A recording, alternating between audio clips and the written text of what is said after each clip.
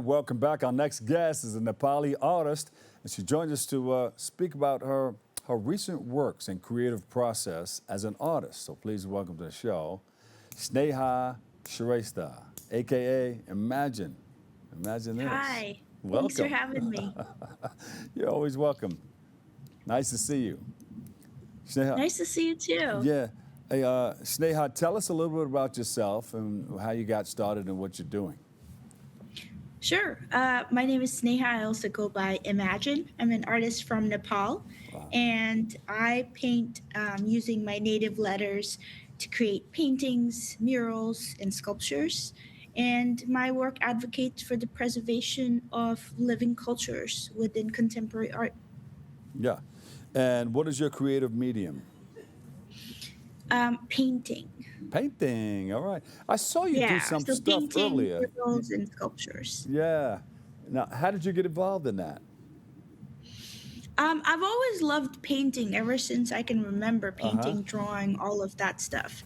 And I always loved taking art classes. And I think over Uh time, huh. I was just more and more dedicated to the craft and made it my life's work. Yeah. It had to come from somewhere. Um, were you looking up to I think it anybody when came, you go ahead? yeah, I mean, I think it came from a need to, so Express my yourself. life, sorry, say that again. A need. No, I was just throwing it in there. A need to express yourself in a unique way, Yes. an artistic So way. yeah, needing to express myself, and I divide my life Uh between huh. Nepal and Kathmandu and in Boston in the US. And so just a need to express myself in a way that felt authentically Mm-hmm. me is really where my artwork comes from. Inspiration really comes from a lot of places, mainly my culture.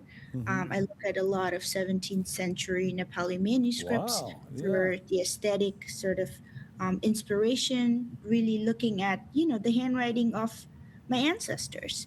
Wow. That is really interesting to me, but really it all started when I started working with my mentor who introduced me to graffiti.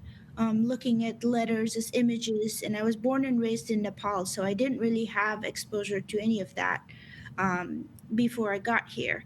Mm. And so Rob Gibbs, I really look up to his work. Some of my favorite artists, contemporary artists, are Mad C, my friend Stephen Hamilton. And then I also have favorites of like American, classical artists. So Yeah. like Alma Thomas, Jasper Johns, Mark Rothko. These are my favorite artists as well. You said you didn't have any of the graffiti where you grew up in Nepal. Doesn't have any graffiti anywhere. It does now, but when I was growing Now that up you're as a there, teenager, you're marking up everything. No, I'm kidding. No, but you said it didn't have any there before you got there. Where did you come to? You weren't born in Nepal.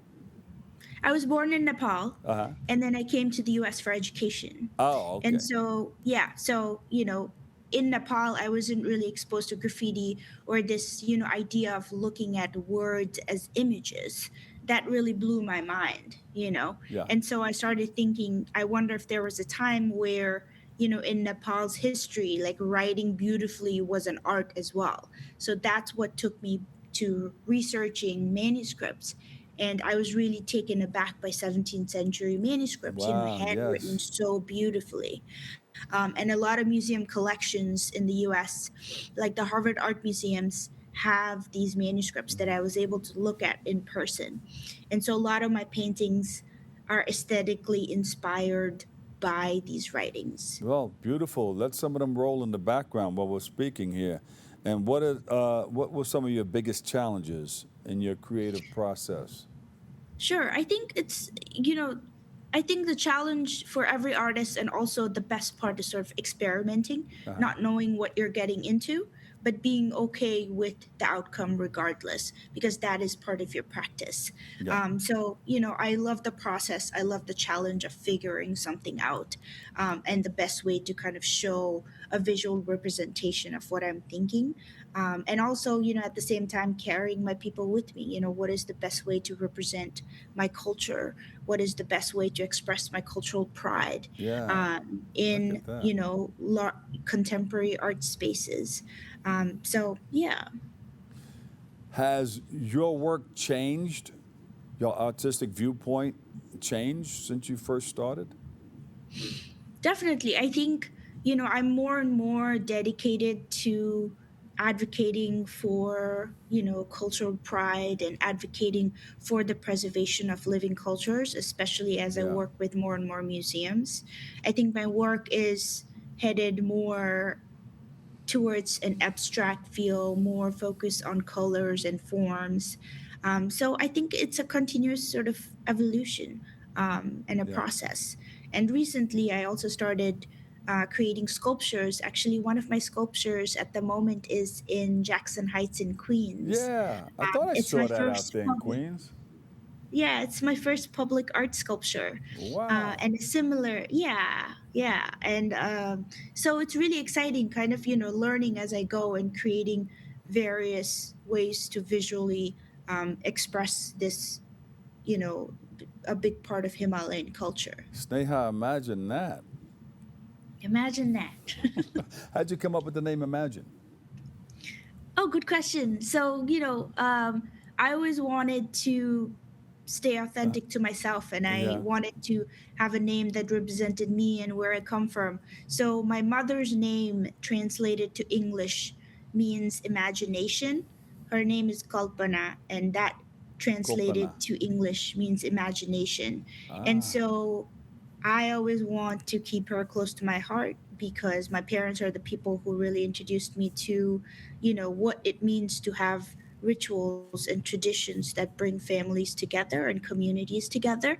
And so every time I sign my name, I sign Imagine, and I have, feelings of being closer to home. And that's very important for me. Kopana. Kalpana. Kopana.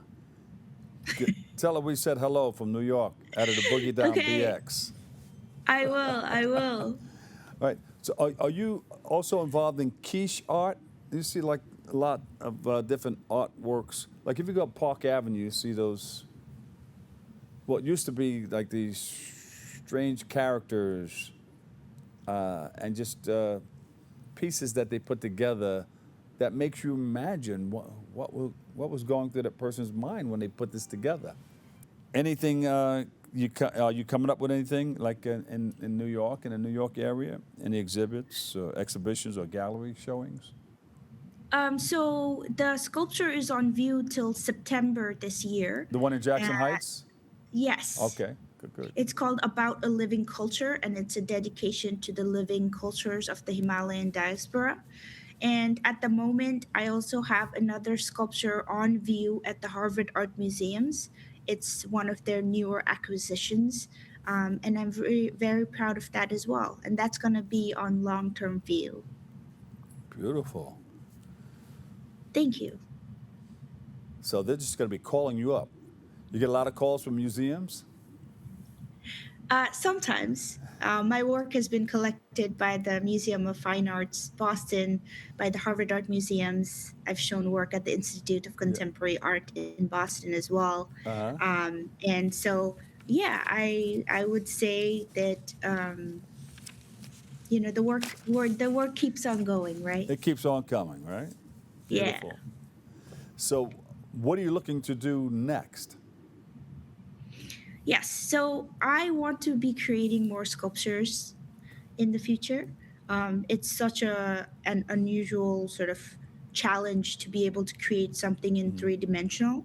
It also requires a lot more collaboration with the community, and so I think my artwork is stronger when working in community with community. So I want to focus more of my time in that. Yeah. And you're an Ed.M artist. Ah, master's in education, correct. Yes. Imagine. Thank you so much for joining us, okay? Thank you so much for Hmm. joining us, okay? Thank you so much for having me. You got it. I'll see you soon. All right, we'll Bye. take a quick break, and I've got more open coming your way next.